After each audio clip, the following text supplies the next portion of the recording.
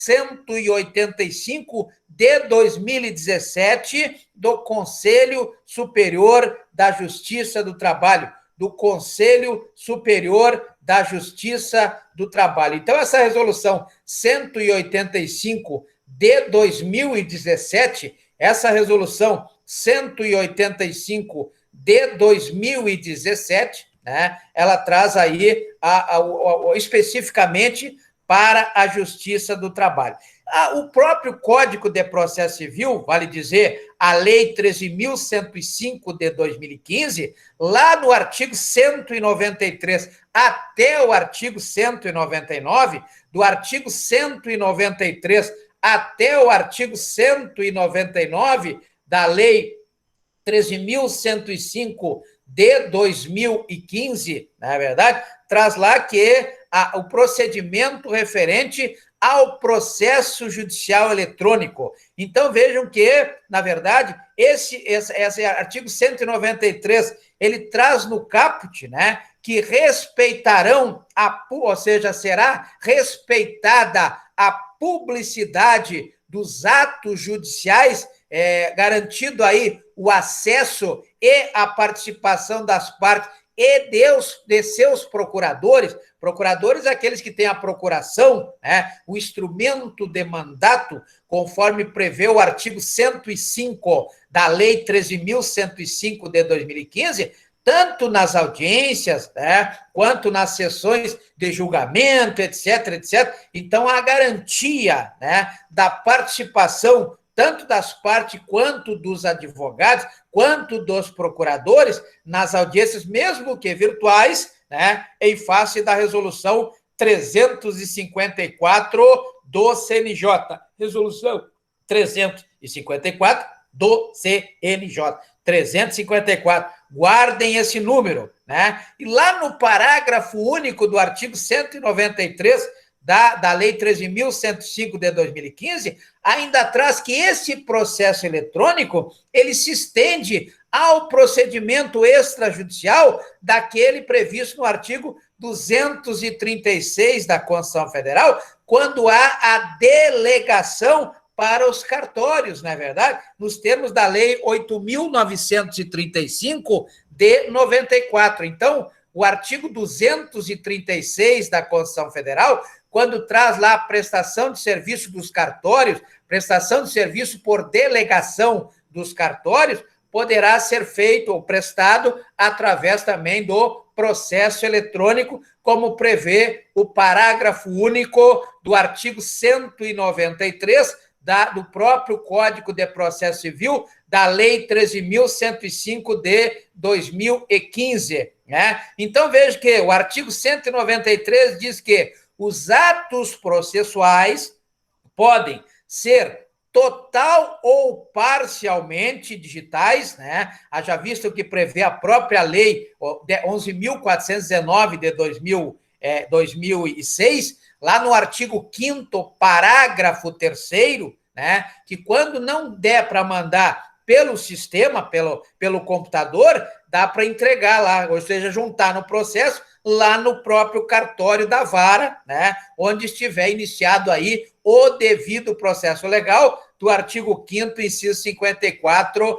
da Constituição Federal. Então, quando o arquivo é muito grande, dá para levar um pendrive e juntar lá na vara, instruir o processo, instruir é juntar documento no processo, né, um processo que já esteja sendo realizado, então veja que poderá ser fisicamente apresentado lá na vara, né, ou seja, no cartório da vara, onde estiver correndo determinado processo. Então, os atos processuais podem ser total ou parcialmente digitais, de forma a permitir que sejam produzidos, comunicados, armazenados e validados por meio eletrônico na forma da Lei 11.419 de 2006. O artigo 195 da Lei 13.105 de 2015 diz que o registro deverá ser feito em padrões abertos, ou seja,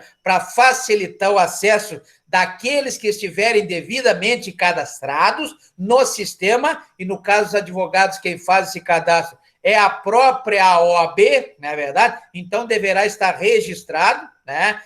Com observado o requisito da autenticidade, né? Por exemplo, a própria assinatura. A assinatura passa a ser assinatura eletrônica, né? Conforme determina aí a medida provisória 2020 de 2001, a medida provisória número 2020, aliás, 2200, 2.200 de 2001, né? A medida provisória 2.200 de 2001, ela cuida da chave pública. A chave pública nada mais é do que um cadastro, né? Onde haverá, então, a autenticação para a assinatura que será eletrônica no processo judicial eletrônico. Então, sempre será através do chamado token, né? O token é que vai carregar esta chave prevista na lei, na medida provisória 2.200 de 2001, que vai autenticar o objetivo do processo judicial eletrônico, que é exatamente a transmissão de atos judiciais, a transmissão de atos judiciais. Então, é importante que tenhamos essa ideia de que na Justiça do Trabalho há também o uso do processo judicial eletrônico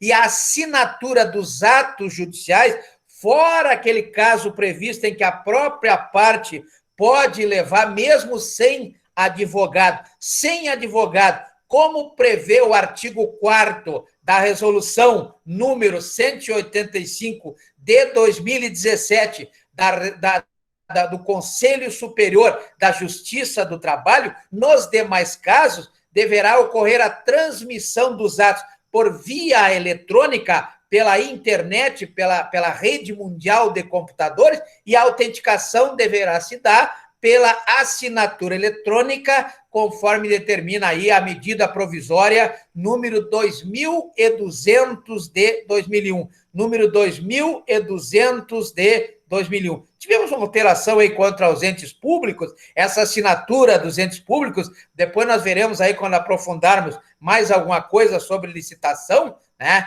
que a Lei 14.063, Lei 11.063, o importante é que a assinatura deverá ser eletrônica, a assinatura deverá ser sempre eletrônica. O Poder Judiciário tem obrigação, pelo que prescreve o artigo 198, de manter equipamentos à disposição dos usuários de forma gratuita. Então, o artigo 198, né, tem aí a questão do equipamento de forma gratuita, né, a não ser naqueles casos em que se exija, por questões particulares, o sigilo do processo, conforme determina o artigo 189 da Lei 13.105 de 2015, né? Então, tem aí também, lá no artigo 199, o que preconiza a Lei 13.146 de 2015, que a lei das pessoas portadoras de deficiência também terão que ter acesso, né? Ainda mais com a lei da acessibilidade,